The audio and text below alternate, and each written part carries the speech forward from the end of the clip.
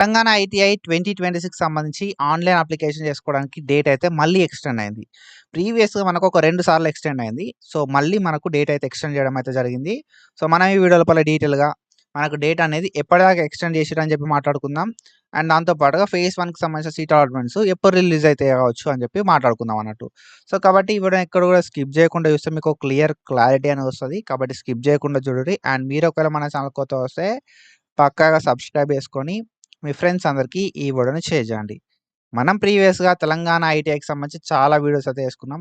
And ఫర్దర్‌గా కూడా ఏ update వచ్చినా మిస్ చేయకుండా వీడియోస్ అయితే చేసుకుంటా ఉంటాం కాబట్టి సబ్స్క్రైబ్ చేసుకుంటే అప్డేట్స్ అనేది మీరు మిస్ అవ్వకుండా ఉంటారన్నట్టు.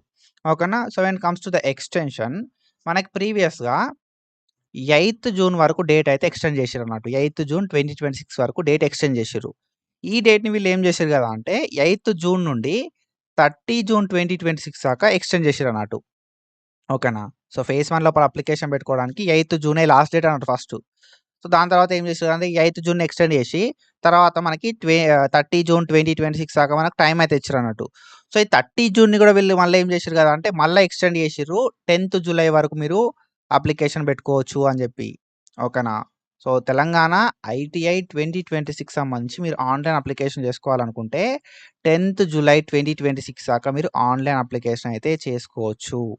ఓకేనా? 10థ్ జులై 2026 వరకు మీరు ఆన్‌లైన్ లోపల అప్లికేషన్ చేసుకోవడానికి ఛాన్స్ అయితే ఉంటది. తెలంగాణ ఐటీఐ లోపల ఫేజ్ 1కి సంబంధించి. ఇది ఫేజ్ 1 మాత్రమే. ఇంకొక ఫేజ్ కూడా ఉండే ఛాన్స్ అయితే ఉంటదన్నట్టు. కానీ ఫేజ్ 1 లోపలనే అప్లికేషన్ చేసుకోవడానికి ట్రై చేయండి. ఫేజ్ 1 లోపలనే సీట్ వచ్చే ఛాన్స్ అనేది ఎక్కువ ఉంటదన్నట్టు మనకి.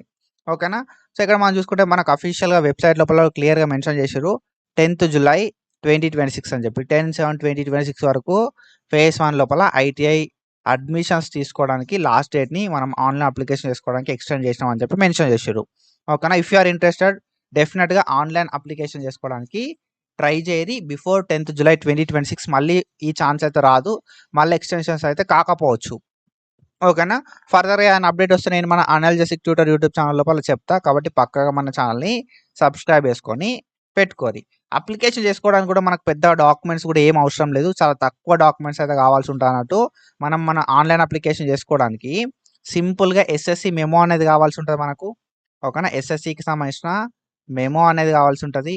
మన దగ్గర ఒక మొబైల్ నంబర్ అనేది ఉండాల్సి ఉంటదన్నట్టు. దాంతో పాటుగా మనకు ఈమెయిల్ ఐడీ అనేది కావాల్సి ఉంటదన్నట్టు. ఈమెయిల్ ఐడీ ఉండాలే, మొబైల్ నంబర్ ఉండాలే, ఎస్ఎస్‌సి మెమో ఉండాలే.